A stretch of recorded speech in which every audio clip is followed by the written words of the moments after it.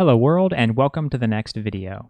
Let's take a look at the latest political news based on Twitter trends. It is September 24th, 2020. We've got hashtag vote him out 2020, Lindsey Graham is losing, Dictator Trump, Breonna Taylor matters, and peaceful transfer of power. Let's take a look at each one individually. For vote him out 2020, Really American says, vote him out and also all of his enablers, pass it on.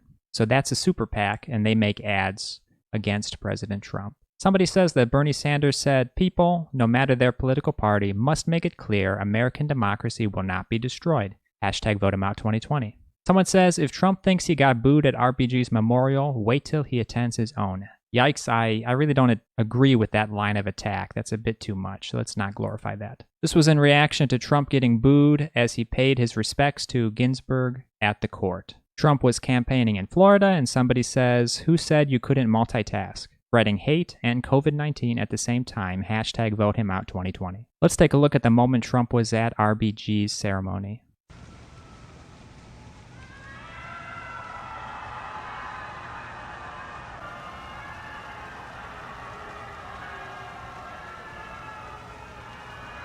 I'll skip ahead a little bit. Okay, yeah, you can hear them in the background. And now they're chanting.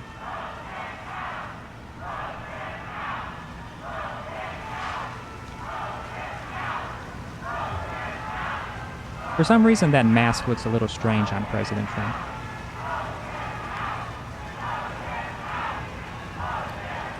Maybe it's just the size of the mask.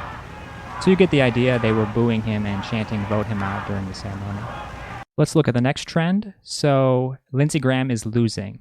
Lindsey Graham was on TV and he basically said that he's running out of money in his race versus Jamie Harrison. And also MeidasTouch.com made an ad showing Lindsey Graham's basically hypocrisy concerning the Supreme Court. Let's take a peek. This is the last year of a lame duck president.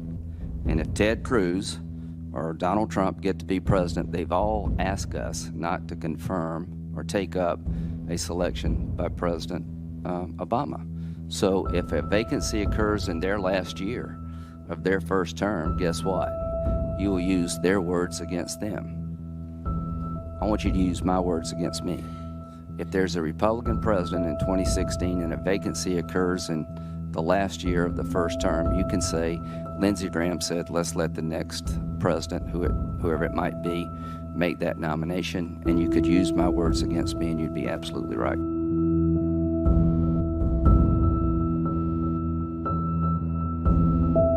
So I've listened to this clip before, and it really is stunning because he does say, use my words against me when I change my mind and flip in the future, and he absolutely flipped. So Jamie Harrison is the one running against Lindsey Graham. And I think the polls have been really tightening.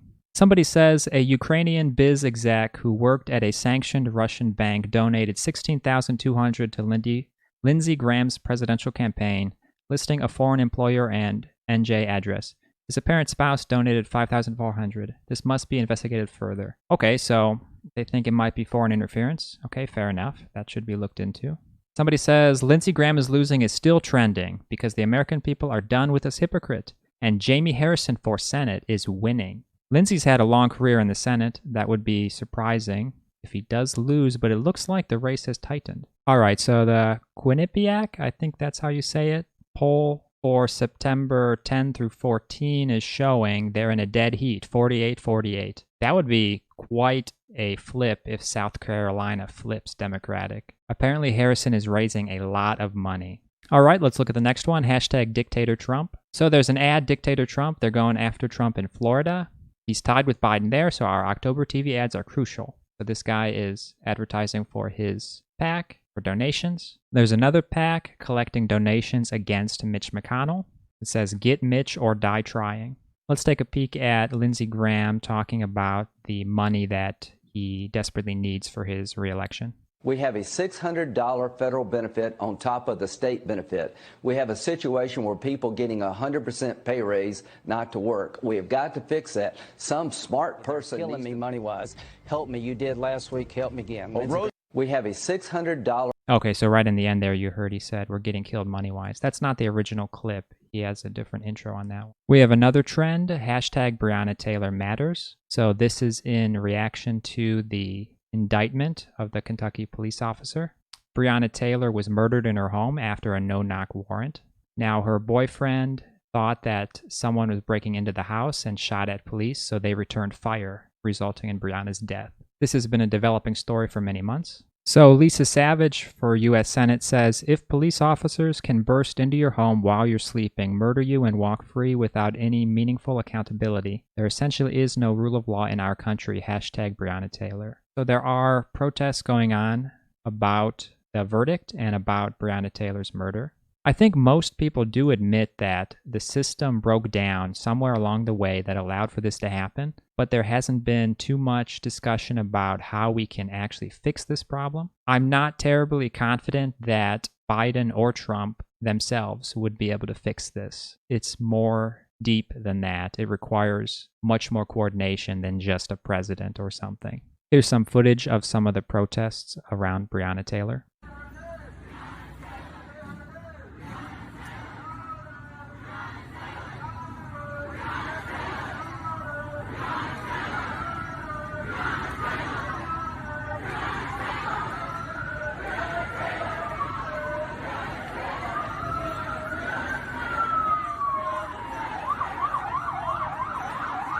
So here's a photo talking about white privilege. It says, it means I can do the following without fear of being harmed or killed. So they list a bunch of things where innocent people were harmed while doing, such as jogging or detained by police or relaxing at home or having a mental health crisis or defending girlfriend from intruders. So it goes on and on about a bunch of things that people were doing that was seemingly, it was an innocent thing, and then they got killed or harmed or were worried about that happening. And so this is a response brought up recently because of Breonna Taylor and the verdict in the case. So the system definitely admits some wrongdoing here. So I've noticed some people have tried to say that everything is fine, but the system gave $12 million as a settlement. So clearly, legally, it does understand that there's a problem. Now, I'm not sure if enough has been addressed to prevent things like this in the future, however. So this guy says, you ever give somebody $12 million and name a law after them because you didn't do anything wrong? And he says, me either. And let's look at one more hashtag of the day, peaceful transfer of power. So President Trump was quoted as saying that he could not commit to a transition necessarily. He would not admit to commit to a peaceful transfer of power. Let's look at the clip where he says that. Will you commit here today for a peaceful transferal of power after the election? And there has been rioting in Louisville, there's been rioting in many cities across this country, red and your so-called red and blue states. Will you commit to making sure that there is a peaceful transferal of power after the election? Well, we're going to have to see what happens. You know that I've been complaining very strongly about the ballots, and the ballots are a disaster. I understand that, but people are rioting. Do you commit to making sure that there's a peaceful transferal of power? We want to get rid of the ballots, and we'll have a very peaceful. There won't be a transfer, frankly. There'll be a continuation. So he's saying that the ballots are going to result in his loss, and without ballots, he will certainly win, according to him. So he's setting it up for a narrative to say that basically it's rigged, which he's been trying to set up that narrative for a long time. Someone says, Trump makes America great again, ? By plotting a coup, sabotaging the USPS, getting rid of the ballots, slandering our dead soldiers. Impeach that traitor, he says. Hashtag peaceful transfer of power. Someone says, it's difficult to believe that this is reality. This is terrifying. Hashtag peaceful transfer of power. Someone says, we may not get a peaceful transfer of power, but we will get a transfer of power. Make it happen. Hashtag Biden-Harris landslide 2020. The Daily Show has a clip here. Trevor Noah says, President Trump said he won't commit to a peaceful transfer of power if he loses, but 6 years ago, President Obama saluted a Marine while holding a latte, the worst scandal in presidential history. Yeah, I noticed that Obama got a lot of weird scandals where people criticized him for things that were seemingly nothing at all. Let's take a look at this clip. And new developments tonight on the fallout from what many are calling President Obama's latte salute. September 23rd, 2014, a scandal like no other rocked the presidency. Everyone's talking about the disrespectful way the president saluted a Marine yesterday with his latte in his hand.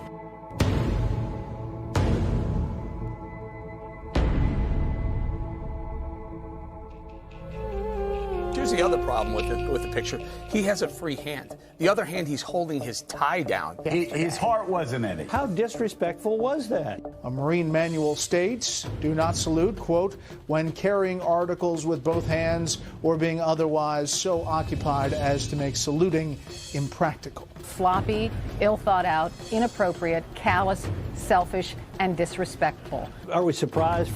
After all, we got a chai swilling, golf playing, basketball trash talking, Osama bin Laden is dead, GM is alive, a community organizing commander-in-chief. How disrespectful was that? The latte salute. No president has ever done anything worse. Okay. So yeah, a lot of the scandals of Obama were just absurd, and now compared to some of the things that President Trump has done that people make excuses for, it really is a stark contrast. Okay, so we have a photo here. Someone says, raise your hand if you have had parents, grandparents, and uncles fight and some die for the peaceful transfer of power. So that's so true. Like, all of our wars and things technically have protected our ability to be a republic and to vote. So to say that you would not leave office if you lost the vote is rather disrespectful to the many people who have sacrificed to give us that right. And somebody says, a confident candidate would say, I'm not going to lose. A patriot would say, I took an oath to serve. A leader would say, America will decide. A Russian asset says whatever he's told to say that creates more media, election chaos, and noise. Hashtag peaceful transfer of power. Hashtag loser Trump. Now, truthfully, I've never thought that the claims of Trump being a Russian asset to be entirely true.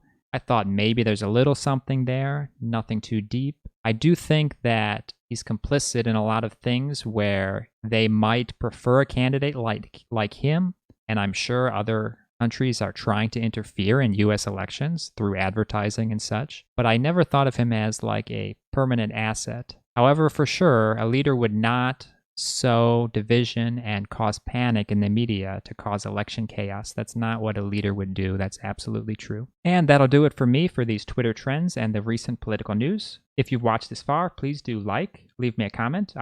I'll respond to you, and do subscribe to my channel. Thank you very much.